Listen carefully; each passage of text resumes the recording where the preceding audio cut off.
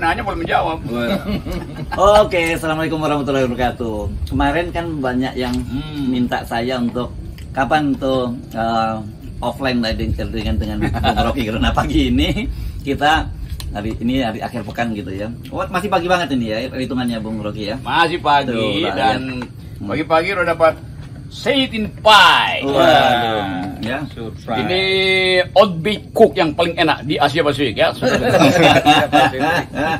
Ini kita sengaja bawain on baked cook, ini homemade dan karena kita tahu sebagai orang Manado pasti ini, ya masakan mama dulu gitu masakan ya. mama dan ini diajarin sama orang Belanda pasti bikin beginian. Iya.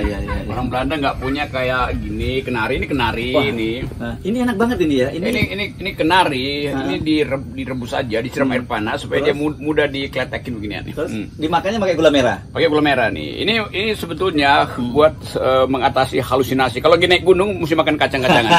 Gitu, ini kiriman dari teman-teman di mana? Ini dari teman-teman di Ternate. Oh, di Ternate. Oke, kebetulan. Ini coba lihat nih teksturnya itu. Kayu manisnya terasa. Udah lengkap dah. Kirain bisa beli di pasar Kenari, nggak tahu beda mas Kenari ya. Banyak yang iri bro, memang lihat kalau lihat ke pemandangan ini ada pinus di apa ini pinus sama cemara itu apa bedanya? Saya nggak ngerti. Ada beda? Ada beda pucuknya tuh. Tapi ini pinus. Ini pinus ya. Kalau cemara yang ya lebih daunnya lebih lebat dan lebih pendek-pendek tuh. Nggak panjang. Oh, lebih pendek-pendek. Oke, gitu ya. Ini daerah Sentul kalau hari Sabtu begini memang ada ya. Ini place to go ya, banyak orang pergi ke sini ya. Iya, place to go dan hiding place. Hiding place. Yang mau sembunyi-sembunyi ke sini nih ya. Oke. Tetapi kalau ini rumah udah nggak steril, nggak bisa untuk sembunyi lagi gitu ya. Nggak bisa, mungkin dipasang CCTV di mana-mana tuh. Di bawah sini 500 meter ini sekolah intelijen. Gitu. Jadi drone juga lewat di sini. Apa? Ngomong apa? Oh, ini dimakan pakai gula ya. Itu enak. Nah, luar biasa. Ini namanya taman anggrek. Kalau lihat ke bawah itu di situ itu sebelah di bawah taman itu. Ini dari taman anggrek. Bukan yang ada di Jakarta mallnya doang tuh. Iya. Bangun pagi jam berapa Bang Rocky? Bangun ya suka-suka aja. Tapi kan Ustadz, sebelum subuh ya. Sebelum subuh. Ya, itu mesti mengasuh jamaah dulu. Iya. Kemarin gara-gara beliau ini ngasih ceramah Maulid Nabi di mana di masyarakat Aceh ya, itu jadi orang heboh gitu ya. Ya. Enak. Minum ya. Pakai gula merah enak ya. Biar bikin sini Bang. Ya, Enggak apa-apa, ini hospitality. Kita biasa kalau kayak gini nih jangan gini. Ya. Tapi emang enak banget ya kayak Bang Rocky ya. Apa? Merdeka yang sesungguhnya ya Bang Rocky ini. Oh gitu ya. Ada yang Kemerdekaan apa lagi yang tidak didapatkan Bang Rocky? Emang kita belum merdeka sekarang? Ya, kopi teh, herdu, yes. duduk. Ini teman-teman FNN yang selalu cari gara-gara lewat headline. Oke, saya teh. Teh ya. Oke. Ini teh apa nih? Ini teh kampung nih, kan itu tubruk ya. Tubruk. Oke, mantap. Bang Rocky kopi, Bang Rocky. Itu kopi tuh. Gantian saya yang nuangin. Oh, aku masih ada. Oh, masih ada. Oke. Mas dulu apa? Kopi enggak apa-apa. Enggak apa-apa. Sapi mau apa kamu? Nah, tuh. Teh. Nah, kamu dilayani oleh Om Rocky kan? Luar biasa kan? Oke. Nah, ini kalau ada ampas-ampasnya di sini biasa tuh ya, ini karena teh. Ya. Jadi hari ini kita datang, bukan saya yang janji sama Om Rocky ini, yang janji Safi ya. Safi, kenapa mau kesini ya? Coba jelas. Mau hiking, wah nih, coba di shoot dulu wajahnya, ini hikers nih. Ya kan? Wih, kenapa Mas Iqbal? Kamu ngomong dong. Kenapa kamu pengen? Coba jelasin kenapa kamu pengen hiking sama Om Rocky? Saya belum pernah hiking sama Om Rocky. Oke. Kamu mau berapa jam kamu? 1 jam, 2 jam, 5 jam hikingnya? Ikutin aja. Ikutin aja. Jadi aman nih. Oke. Hanya masuk 10 menit aja. Iya. Kamu apa yang berbeda dengan dari sini Om Rocky? Dari sini. Pagarnya beda. Pagar depannya sama tanaman yang bisa. Wah, kamu memperhatikan ya? Perhatikan gitu. Sekarang lebih keren atau bagus? Lebih bagus. Bagus. Yang di depan lebih bagus. Yang keren. Keren. Tapi yang hutan gundul gimana? Yang ditebang-tebangin pohon? Oh biasa aja. Kamu nggak merasa sedih pulang ke depan? Sedih lah. Oh sedih. Oke. Depan bagus yang di belakang keren. Ya. Ini menariknya Mas Dodo ini. Ya. Jadi Bung Rocky ini pergaulannya bukan 3 generasi lagi, ini mungkin bisa 4 generasi. Oh ini bibit unggul ini Mas Ersu. Iya dia. Jadi dia senang aja merasa teman gue ini teman. Berarti dia berteman. Coba bayangkan ada anak-anak seusia begini merasa dia berteman dengan Bung Rocky. Iya betul. Ya, tidak banyak orang. Karena ada ini itu prinsipnya apa? Kindness over everything. Kebaikan Kebaikan melampaui segala hal. Ya, Gitu. kebaikan itu melampaui segala hal. Ya. Jadi enggak banyak. Enggak banyak orang bisa berteman dengan anak kecil gitu ya. Merasa orang apa sih kadang orang nggak nganggap anak kecil gitu ini. Nah, begitu. Om Rocky ini beda nih. Iya. Dikletekin begini aja. Ya gitu ya. Kan sebagian orang ada yang jaga jarak sama anak kecil. Iya. Bang Rocky, tapi Bang Rocky luar biasa ya. Loh, Anak kecil langsung bisa. Oh, dia selalu Bisa tuh. Kamu udah bisa tuh. Ah itu gula. Jadi kamu tuh menganggap Om Rocky itu apa? Apa? Teman. Wey, luar biasa. Lompatannya tinggi sekali ini. Kawan lihat kamera dulu. Teman. Yang Dia akan banyak. memimpin Indonesia nanti. Sapi lihat dong sini. Sini nanti. Ini namanya bonus demografi nih. Coba bayangkan dia menganggap Om Rocky teman. Coba. Itu Tapi penuh kepolosan. enggak, dan anak-anak itu sensitif ya. Kalau dia dengan tulus dengan hati, dia bisa membedakan dengan anak-anak dia mana orang yang bisa menerima dengan dia. Kalau dia mengaku merasa teman tuh dia berarti dia merasa nyaman kan gitu ya. Tapi jadi kamu tinggalin ibu, dia panggil apa dia? Ibu, iya. Jadi ibu nggak diajak. Biar kelihatan mandiri gitu ya. Iya. Mandiri, dia udah mulai belajar mandiri itu ya. Tapi kembali ke ceramah tuh Mas Hersu. Jadi ternyata ibu-ibu itu mengidolakan Ustadz Rocky ini. Setidaknya ustadz kita harus bisa seperti Bang Rocky gitu, menyampaikan pesannya itu pakai logika, pakai filosofis, sehingga enak gitu orang menerimanya, tidak gitu. doktrin gitu terus menerus gitu. Indoktriner ya. Iya gitu. Itu waktu saya ceramah, kan orang anggap saya ceramah di depan publik yang seolah-olah ingin dengar provokasi. Nah di depan saya itu separuh yang ada di situ ya ustadz ya. Oh iya memang. Itu kan saya kan nanya. Ini apa dasarnya teman-teman Aceh ini undangannya lewat Hersu gitu ya. Ini kebetulan teman-teman untuk klarifikasi. Iya. Iya betul. Karena Aceh ini kan sebenarnya buat saya dulu seperti kayak udah kampung halaman kedua ya zaman dulu ya kan. Saya sering benar ngeliput konflik Aceh. Dom ya. Ya dom. Bahkan sebelum daerah operasi militer itu kan saya sejak tahun 90-an lah ya, sebelum 90 saya udah keluar masuk Aceh dan saya banyak berteman dengan orang Aceh dan saya merasakan memang nyaman. Dan apa yang ditulis Profesor Human Hamid itu saya kira itu benar memang. Ternyata dia saya kenal 20 tahun lalu. Iya. Ahmad Human Hamid ya ini. Iya, ini kalau nggak salah adiknya Farhan Hamid, adik atau kakaknya itu yang anggota DPR dari PAN. Oh itu saudara. Iya. Nanti Farhan Hamid ya. Iya, Farhan Hamid ya. Ya. Jadi kan memang mereka itu kosmopolit sebenarnya bangsa Aceh ini ya. Itu yang paling penting. Kenapa? Itu kan yang yang dia sebenarnya dia kosmopolit. Dan kalau kita lihat wajah-wajah orang Aceh itu kan macam-macam gitu ya. Iya, dia udah bergaul ke Eropa mungkin abad ke-3, abad ke-4 tahun 300 mungkin udah sampai di Eropa tuh. Karena di situ ada emas dan emas itu udah dikenali oleh arkeolog bahwa itu waduh, ini datang makan.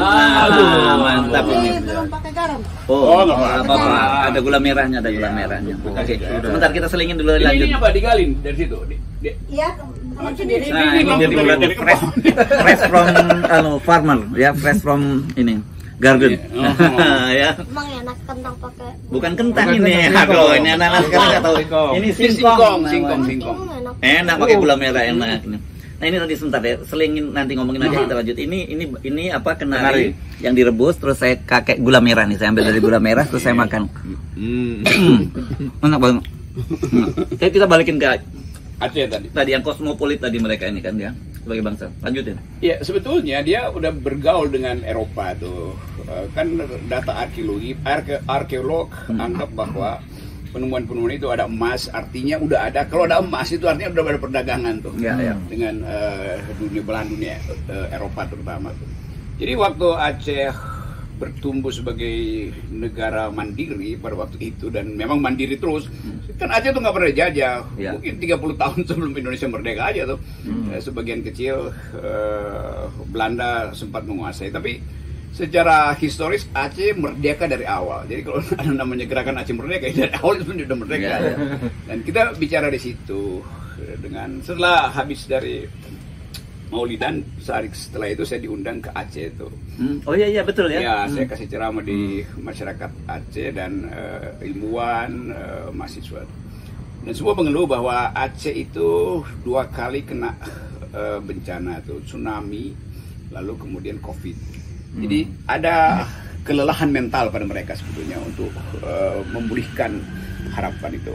Dan itu berakibat pada sekolah-sekolah yang nggak berlanjut, kuliah yang putus. Jadi Aceh sebetulnya tetap ada dalam situasi yang genting secara psikososial. Dan kegentingan itu bisa menimbulkan harapan yang macam-macam. Misalnya keadilan yang nggak nyampe di Aceh. Nah, waktu itu diucapkan, pemerintah Jakarta baper lagi kan, merasa bahwa ini ada sesuatu lagi. Padahal mereka cuma menuntut haknya. Nah, kemarin seminggu lalu baru ditemukan lagi tuh deposit minyak yang mungkin bisa bikin Aceh merdeka berkali-kali. Kira-kira begitu mereka bilang tuh. Di antara Aceh dan Thailand. Itu kan dari Aceh ke Thailand itu kan offshore nih jadi ya. Offshore itu. Aceh ke Thailand kan naik speedboat ya paling 20 jam itu. Dan itu dulu itu juga jalur separatis kan yang, ini berarti Thailand Selatan ya, Patani. Thailand Selatan, Patani ya. Ya, Muslim juga itu kan. Ya, itu Muslim itu. Melayu bahkan itu. Itu temuan baru. Baru ini kira-kira 10 hari lalu saya baca itu ada cadangan baru di situ. Dan Muslim Selatan Thailand kan dianggap mensuplai senjata. Ya, separatisme juga itu. Separatisme juga di situ tuh. Nah itu yang kalau kita bilang NKRI harga mati, lo enggak dong. NKRI mesti dianggap harga hidup supaya ada percakapan. Kalau harga mati seolah-olah ya Aceh itu final tuh. Dan bagi orang Aceh yang final itu mestinya kesejahteraan dan mereka belum final soal itu. Jadi mereka bandingkan kita punya sumber daya segala macam itu. Dari zaman Belanda tuh kalau kakek saya dulu pernah di situ tuh di Pangkalan Berandan apa ya? Oh iya, Pangkalan Berandan Sumatera Utara itu. Jadi Sumatera Utara dekat dengan Aceh, sudah perbatasan. Yang dulu masih Aceh kan dulu Sumatera Utara kan? Iya, Sumatera bagian utara dulu ya.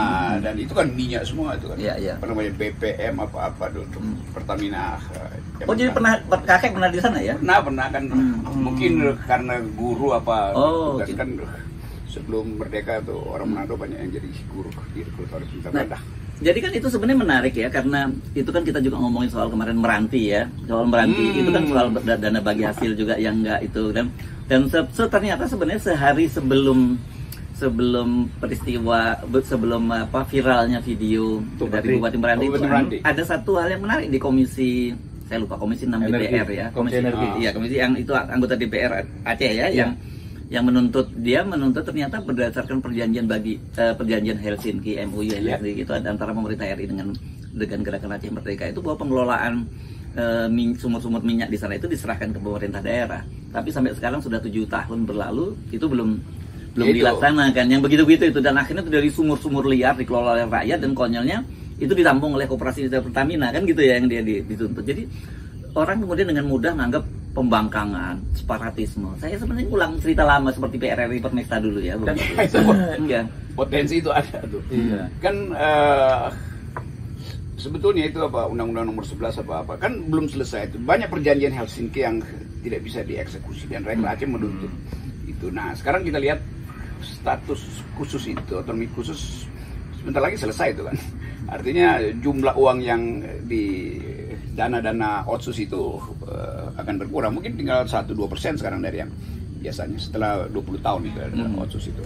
Jadi problem utama Aceh adalah ketidakadilan, gitu dong.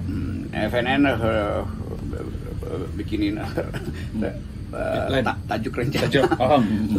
Karena itu kalau saya ngomong dengan orang Aceh, kalau saya iseng tanya, memang kalian mau dirikan negara Islam? Enggak, kami mau dirikan negara merdeka. Jadi bagi dia itu kemerdekaan itu melekat di dalam pikiran mereka karena ada ketidakadilan tuh.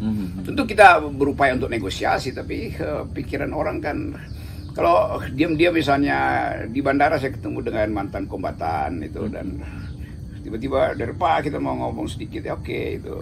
Dan mereka menganggap bahwa Indonesia itu memang harapan, tetapi harapan yang hanya dia sebut harapan yang hanya di dalam benak orang Jakarta tuh, dan nggak terhubung dengan Aceh. Jadi kalau mau jujur, ini kombatan menganggap bahwa ya Jakarta berhasil merampas senjata kami atau meminta kami menyerahkan senjata, tapi kami tidak pernah menyerahkan yang mereka sebut keinginan untuk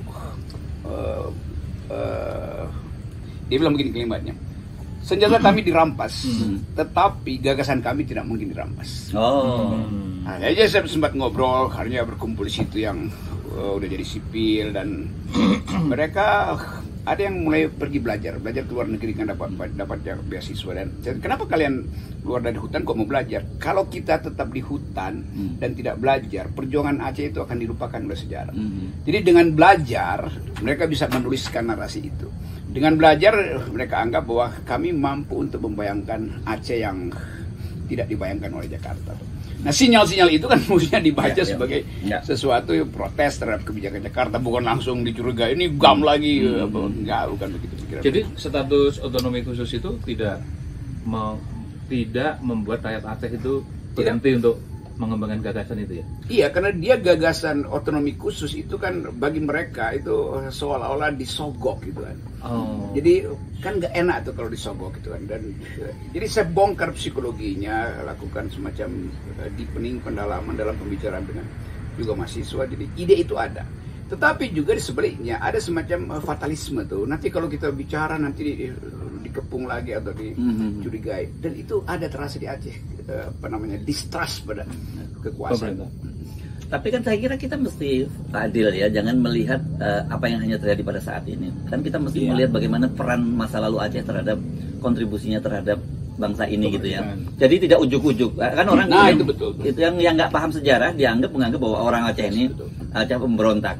Padahal kan dulu kontribusi bangsa Aceh itu, dukungan Aceh terhadap Indonesia luar biasa. Kita pasti ingat tentang bagaimana pesawat RI pertama yang dimiliki RI-1 Selawah itu kan sumbangan dari orang Aceh, dan orang dengan berbondong-bondong menyumbangkan Aceh itu. Ya mama itu copot anting emasnya tuh buat beli pesawat karena dibujuk oleh Presiden Soekarno kok. Itu ada ini sorry bro di. Ini karena makanan enak nih. Oke. Jadi saya kira ini bahaya kalau anak-anak muda sekarang yang tidak paham tentang sejarah dan dia menilai itu apa yang terjadi pada hari ini. Dia tidak melihat melongo pada sejarah itu. Jadi itu pentingnya anak-anak muda belajar sejarah bahwa Aceh itu negara yang udah berdaulat jauh ratusan tahun sebelum Indonesia merdeka. Dan pergaulan Aceh dengan dunia Arab, dunia Kesultanan Turki, Osmania kan bahkan dianggap sebagai itu bagian Osmania. Jadi sebetulnya yang kita sebut Indonesia itu kan bentukan modern tuh, dan itu jangan halangi hak-hak mendasar dari masyarakat adat itu di situ kan. Nah itu yang mestinya dianggap kekhususan Aceh itu karena dia dari awal mampu mengolah diri sendiri. Kekhususan Aceh karena dia mampu untuk mengerahkan bahkan perempuan untuk berkelahi dengan kolonialisme. Itu kekhususannya tuh. Bukan tiba-tiba ya supaya berhenti maka khusus silahkan bikin perda segala macam. Padahal di benak masyarakat Aceh ya bukan itu masalahnya. Apa pentingnya perda-perda itu yang basisnya agama kalau keadilan sosial sebagai bagian dari negara Indonesia yang menyumbang banyak pada perjuangan itu enggak diperoleh. Bung Karno kemudian pada waktu itu juga Bung Karno memasukkan Aceh jadi Sumatera Utara kan. Dan orang Aceh merasa loh kok kita jadi Sumatera Utara padahal kekhususan kita lain. Nah, kemudian dikeluarin lagi jadi otonomi khusus. Kemudian ada ketidakpuasan, lalu anaknya Bung Karno, Ibu Megawati pada waktu itu kirim dom ke Aceh. Kan daerah operasi militer saat itu, dan Hersu menyaksikan itu bagaimana kehidupan Aceh itu diporak-porandakan oleh semacam arogansi dari Jakarta. Jadi mereka sesungguhnya mau menuntut kemerataan, keadilan itu atau kemerdekaan sesungguhnya. Dia ingin ada keadilan tuh, dan evolusi dari tuntutan itu kalau nggak diberikan pasti minta keadilan, minta kemerdekaan kan. Sama seperti yang bentuk paling relevan sekarang Bupati Meranti. Lalu dianggap mau separatis, mau makar. Lo enggak, dia nuntut keadilan. Lama-lama dia merasa kok nggak bisa tuh. Yang mending kita merdeka aja atau pergi bergabung dengan negara tetangga. Tapi sebetulnya itu kan wacana di dalam pikiran. Ketika orang merasa ketidakcukupan upaya, maka dia naikkan tuntutannya tuh. Ya, itu persis seperti yang kalau kita ngomong sejarah lagi ya. PRRI di Sumatera dengan Permesa di Sulawesi Utara gitu ya, khususnya PRRI itu Sumatera Barat kan gitu ya. Barat PRRI Permesa di Sumatera Utara. Itu bukan pemberontakan sebenarnya, itu adalah protes terhadap pemerintahan pusat kan gitu. Karena itu peneliti asing menyebut itu pemberontakan setengah hati sebetulnya. Ya, Barbara Steele-Harvey ya Indonesia. Iya, Barbara Steele-Harvey. Kenapa? Ya karena kan itu cuma menegur Jawa sebetulnya. Jawa jangan terlalu sentris lah, atau Presiden Soekarno kok mengabaikan pertumbuhan di Indonesia bagian timur dan beberapa daerah kan. Tapi ya itu kan pemberontakan dari ke kolonel-kolonel yang juga memerdekakan Indonesia kan, Kawilarang segala macam itu di Sumatera, siapa namanya tuh? Kolonel Letkol Hussein segala macam. Kolonel Berlian di Sumatera Selatan. Ya. Jadi sejarah kita sebetulnya dipenuhi dengan protes ketidakadilan. Nah itu bisa berakibat secesionisme politik, secession, memisahkan itu. Nah itu karena ada peristiwa di Filipina, Moro ya. National Liberation Front itu segala macam, tapi juga di Filipina ada Jose Jesus yang memimpin Partai Komunis Filipina, yang baru 2 minggu lalu dia meninggal dalam usia 99 tahun itu pemimpin Partai Komunis di situ kan, faksi militer dari Partai Komunis. Lalu dianggap bahwa bisa terhubung dengan gerakan-gerakan di situ, atau Thailand Selatan. Memang kawasan Asia ini kan pusat percobaan politik semua kan. Nah, Indonesia sebetulnya juga percobaan politik yang kemudian menyatu dalam NKRI. Padahal aspirasi kesultanan, aspirasi otonomi daerah yang berakar pada kebudayaan itu yang kemudian berubah menjadi kecemasan pusat. Nah, bagi saya sebetulnya ini negaranya terlalu besar, kenapa nggak dibikin persemakmuran aja? Itu tetap persemakmuran Indonesia. Jadi lebih fair kita untuk mengatakan Papua memang sesuatu yang unik, Aceh unik, Maluku unik. Jadi, tapi kalau itu pun mau dibilang NKRI harga mati, oke, tetapi hasil kerukan pusat pada daerah mesti tiba dengan distribusi yang adil dong. Masa 80% diambil oleh Jakarta, terus mereka yang produksi 85%. Ya, 85 meskipun dengan alasan bahwa itu juga tidak hanya semua pemerintah pusat, bagian daerah-daerah lain termasuk daerah tetangga. Jadi kayak Meranti kan kemarin mereka katanya dapat 15% gitu, tapi kemudian dijelaskan bahwa daerah tetangga juga dapat supaya ada berhasil. Dan kemudian ya diklaim itu dikasih ke tetangga sih boleh. Iya, kemarin diklaim bahwa dana transfer pusat ke daerah yang disebut transfer keuangan daerah TKD itu katanya jauh lebih besar dari yang dihasilkan oleh Meranti ke sana. Tapi saya kira kan begini-begini bukan itu. Mesti dibikin apa? Diduduk bersama, mesti bicara bersama kan gitu ya. Dihitung ulang ya. Iya. Tapi kalau soal NKRI harga hidup itu apakah nggak membuka peluang yang lain nanti menuntut merdeka? Ya kalau kita asuh harga hidup itu dengan kesejahteraan, ya orang gak ingin merdeka kan. Gitu, intinya itu kok. Emang misalnya tadi itu soal ya pusat bisa bilang iya kami ambil banyak dari Aceh untuk kami bagi pada daerah yang lain. Oke, tetapi Aceh mesti lihat itu secara proporsional. Nah, yang disebut proporsional bukan sekedar apa yang dibagi oleh pusat, tapi apa yang dirampok oleh korporasi itu. Misalnya begini.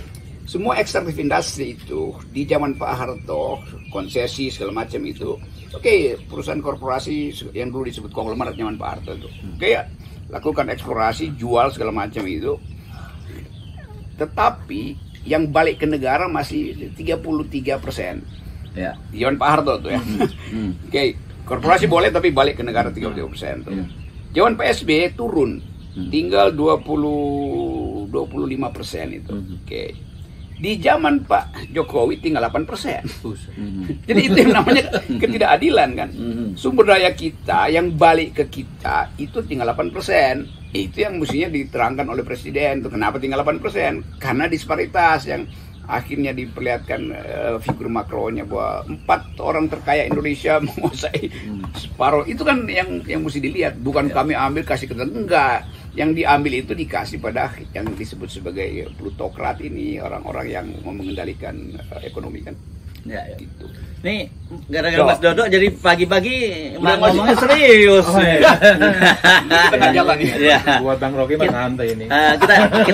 Kita lanjutin lagi ya. Nanti kita ngobrol lagi karena kita ambil jalanmu hiking sebentar ya. Bung Rocky janji sama teman kecilnya. Iya. Safi. Nanti Safi protes ini diskusi melulu kapan jalan. Ya Safi ya. Oke. Jalan kita. Yo kita mana wajah. Ya. Malah kita sarapan dulu, habis itu kita biar ada kita jalan. Yuk, kita minum dulu. Oke, nanti ya kita ketemu lagi, nanti kita ngobrol ya.